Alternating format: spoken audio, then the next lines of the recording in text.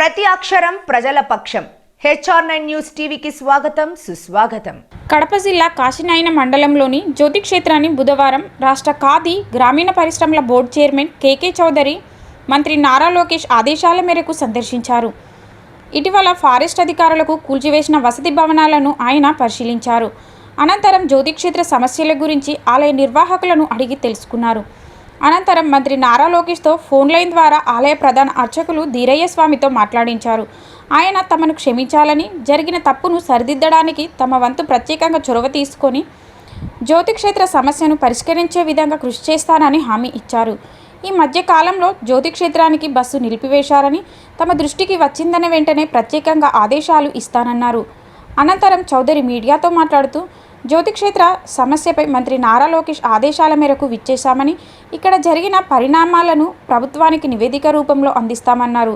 గత ప్రభుత్వంలో జ్యోతి క్షేత్రాన్ని ఒక్కసారి కూడా సందర్శించి ఆ సమస్య ఏంటి అని తెలుసుకోకుండా ఇదే అదునుగా చూసుకొని తప్పుడు ఆరోపణలు చేయడం వైసీపీ నాయకులకు తగదన్నారు. దేవస్థానంపై దయచేసి రాజకీయాలు చేయకుండా ఉండాలని ఆయన అన్నారు.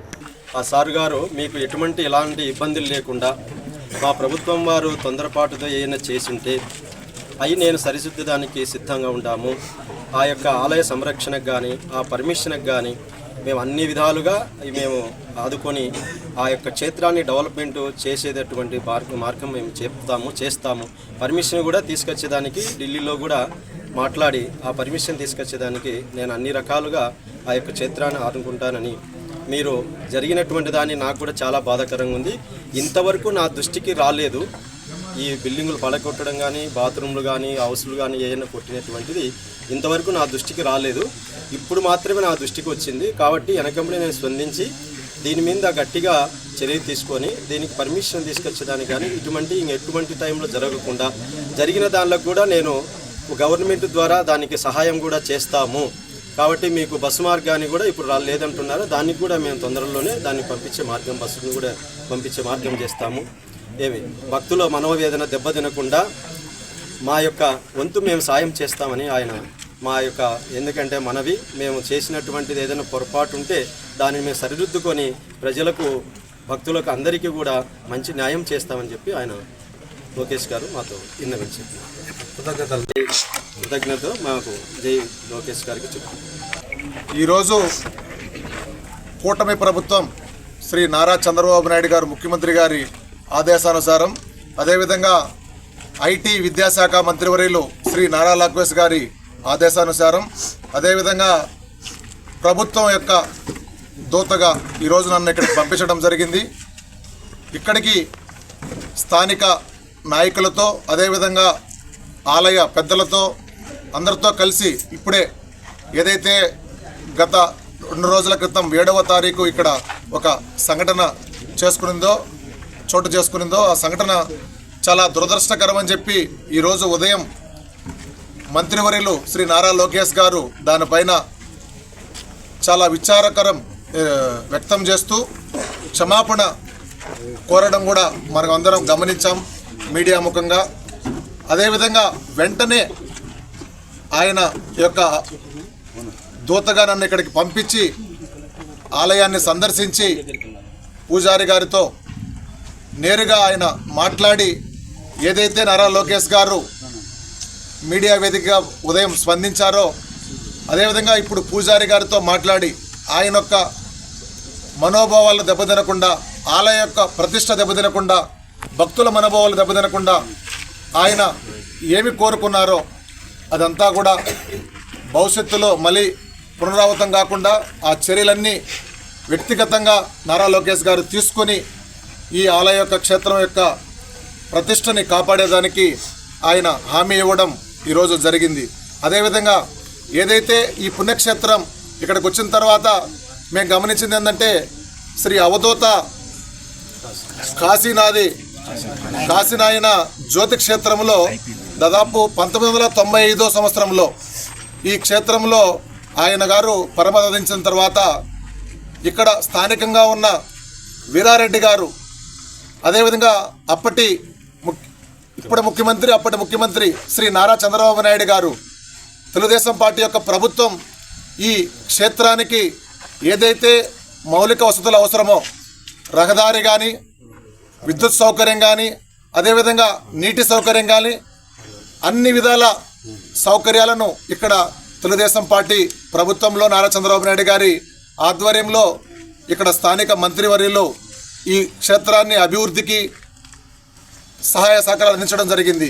అయితే తదనంతరం ఎన్నో దీని కింద అనుబంధంగా నిత్య అన్నదాన సత్రాలు ఏర్పడి వేలాది మంది భక్తుల ఈరోజు ఈ క్షేత్రాన్ని పవిత్రంగా చూసుకుంటూ ఈ క్షేత్రంకు దర్శనం చేసుకొని వెళ్తున్న ఇలాంటి క్షేత్రంలో గత ప్రభుత్వం 2023లో అటవీ శాఖ అధికారుల నుంచి ఆదేశాలు ఇక్కడ అనుమతులు లేకుండా ఈ గుడి నిర్మాణం కానీ, ఇక్కడ ఈ గుడి యొక్క వ్యవహారాలు కానీ నడుస్తున్నాయని చెప్పి దీన్ని అడ్డుకోమని చెప్పి ఆదేశాలు ఇవ్వడం జరిగింది.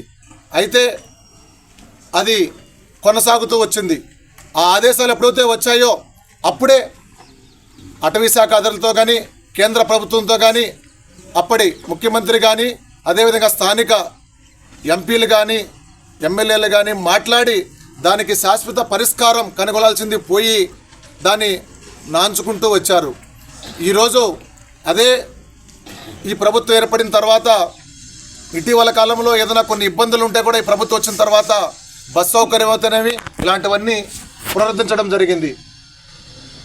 నాలుగు రోజుల క్రితం అటవీ అధికారులు ఇంత పవిత్రమైన క్షేత్రంలో భక్తుల మనోభావాలకు ముడిపడి ఉన్న ఈ అంశాన్ని వాళ్ళు సున్నితంగా పరిష్కరించాల్సింది పోయి తొందరపాటు చర్యగా దాన్ని ఈరోజు ఇక్కడ ఏదైతే మూత్రశాల ఉందో దాన్ని, అదేవిధంగా ఒక చిన్న సముదాయాన్ని కూడా ఇక్కడ కూల్చడం జరిగింది.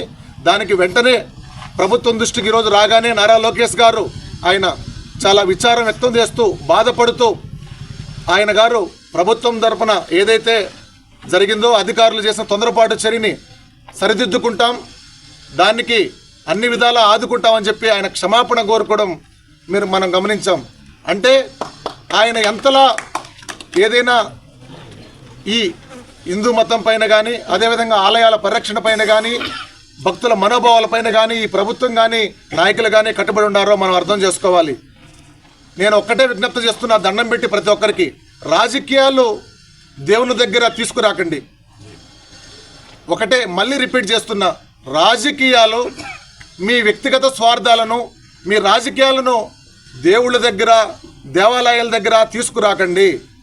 ఏదైతే మీరు గతంలో 5 సంవత్సరాలుగా ఇక్కడ స్థానికంగా ఈ జిల్లా యొక్క ముఖ్యమంత్రి ఇక్కడ ఉన్నారు, అదేవిధంగా ఇక్కడ స్థానికంగా ఉన్న నాయకులే ఇక్కడ ఉన్నారు.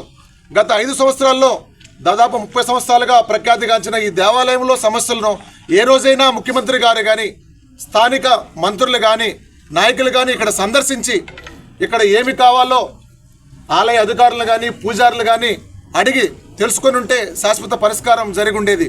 కానీ అప్పుడు చేయాల్సిన పనిని ఈరోజు అటవీ అధికారులు చేసిన ఒక చిన్న తప్పును ఆసరాగా చేసుకొని వాళ్ళు ఈరోజు ఇక్కడికి వచ్చి రాజకీయాలు దీని మీద ఆపాదించడం, ప్రభుత్వాలను విమర్శించడం కరెక్ట్ కాదు. ఎప్పుడైతే ప్రభుత్వం దృష్టికి ఈ అంశం వచ్చిందో స్థానిక నాయకులు కూడా గతంలో ఇక్కడున్న విజయమ్మ గారు కానీ, రితేష్ రెడ్డి గారు కానీ, అదేవిధంగా ప్రతి ఒక్కరూ కూడా కేంద్ర దేవాదాయ మంత్రితో కూడా ఈ దృష్టిని తీసుకెళ్లారు, ఈ విషయాన్ని తీసుకెళ్లారు. ఖచ్చితంగా భవిష్యత్తులో అతి తొందరలో ఈ ఆలయానికి మంచి ప్రఖ్యాతులు గాంచే విధంగా అన్ని అనుమతులు తీసుకొని వచ్చి నిర్మాణాలను మళ్ళీ నారా లోకేష్ గారు చెప్పిన సొంత నిధులతో ఏదైతే ఈరోజు అవి డెమాలిషన్ చేశారో వాటినటిని పునరుద్ధరిస్తామని చెప్పారు. హామీని నిలబెట్టుకుంటా అని చెప్పి పూజారి గారు కూడా మాటిచ్చారు.